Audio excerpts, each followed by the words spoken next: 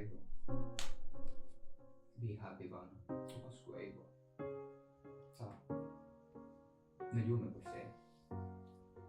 Lakini makosa ndio yanafanya tuwe perfect na kujisahihisha.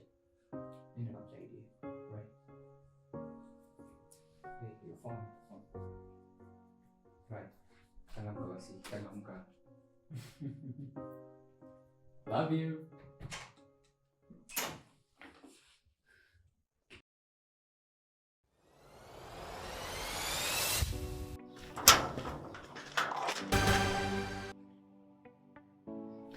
Shem. Kulikoni? Naomba nitolee Farida huko ndani. Farida? Ina maana Farida jana kurudi nyumbani?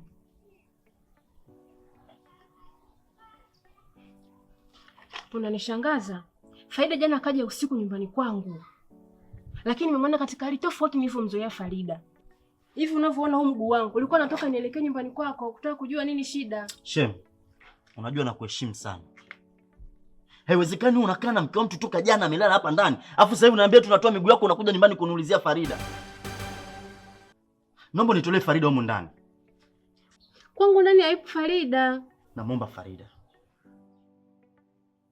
Farida ndani kwangu mimi haipo.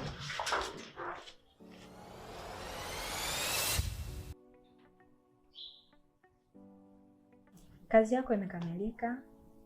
Ni uzembe na uwajibikaji.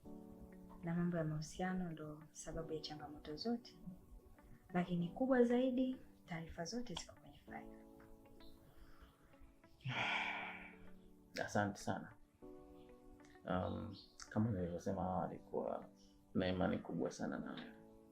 Kwa hata hili nilitegemea kwamba utalikamilisha vizuri. Kikubwa zaidi, salamu zangu zitakufikia kwenye akaunti yako.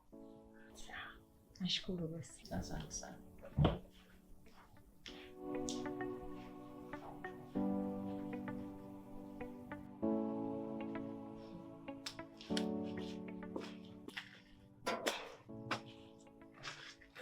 Unajua nakuheshimu sana.